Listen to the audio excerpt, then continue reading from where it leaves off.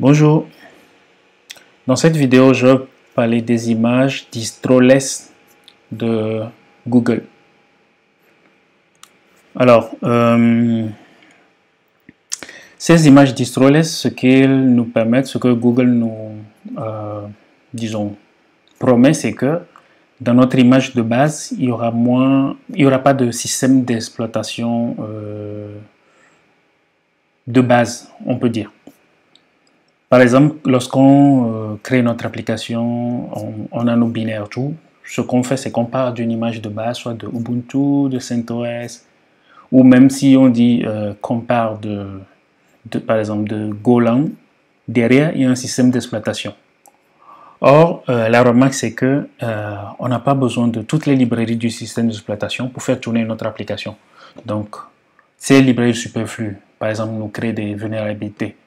Disons, je dis n'importe quoi, par exemple, j'ai des librairies SSH, un scanner, encore clair, Qualys, tout ce que vous voulez, va détecter que, ok, la version de ma librairie n'est pas, bon, a une faille, même si des fois c'est compliqué à exploiter et tout, mais la faille est là. Donc, ce que Google nous dit, ok, on enlève tout ce qui est distribution, on embarque le minimum possible pour faire tourner l'application. Du coup, vous allez avoir moins de vulnérabilité. Donc, pour l'exemple, voilà l'image Golang. Si on essaie de cliquer dessus, vous voyez, vous avez des Windows, des Alpine, et tout ça, c'est des systèmes d'exploitation derrière, dont l'application n'a pas besoin. Donc, vous voyez, ici, on peut faire du apt-get update. Donc, ça veut dire que si quelqu'un se connecte dans votre application, il peut faire du apt-get update ou installer des choses. L'avantage aussi avec les images distroless de Google, c'est que, eh bien, ils ont pas de, comme ils n'ont pas de distro derrière, il n'y a pas de shell. Donc, vous ne pouvez pas faire exec dans une image distroless de Google. Du coup, ça fait que personne ne peut rentrer dedans. Et par défaut, comme on configure nos conteneurs avec des variables d'environnement et tout le reste, avec les images de base qu'on a actuellement, si quelqu'un fait docker exec dedans, il suffit qu'il fasse env, il verra tout ce que vous avez configuré. Donc ici, comme on n'arrive pas à se connecter dedans, on ne peut pas voir les variables d'environnement configurées dedans. J'ai parcouru aussi un peu l'article de ce monsieur, il a aussi sorti les bénéfices. Voilà, on aura moins d'attaques parce qu'il n'y a pas de package manager. Il n'y a pas APK, APT, il n'y a rien de tout ça. Comme il n'y a pas d'OS, il y a moins de paquets et de librairies installées. Donc,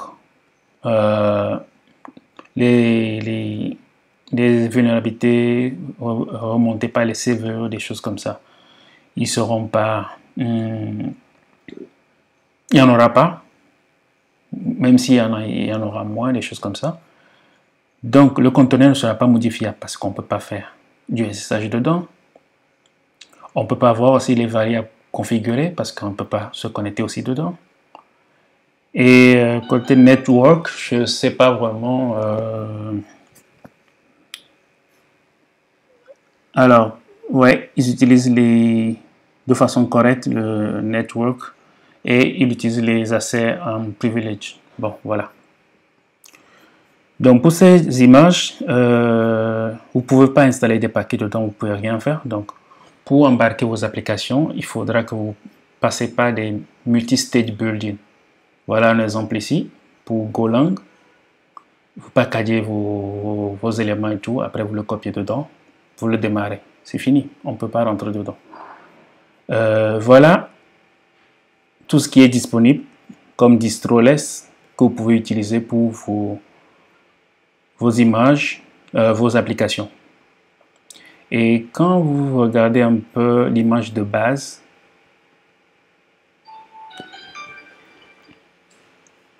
l'image de base est basée sur des systèmes glibc. Donc, c'est des systèmes qui contiennent que le minimum possible pour faire tourner un noyau Linux pour faire que vos applications tournent. Voilà un peu ce que je voulais partager avec vous dans cette vidéo.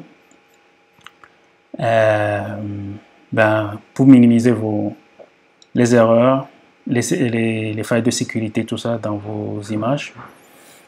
Voilà l'alternative que vous pouvez utiliser. Au lieu de faire des images, après les corriger, attendre que l'image officielle soit mise à jour. Voilà. N'oubliez pas de vous abonner à la chaîne et de souscrire pour avoir les notifications des nouvelles vidéos.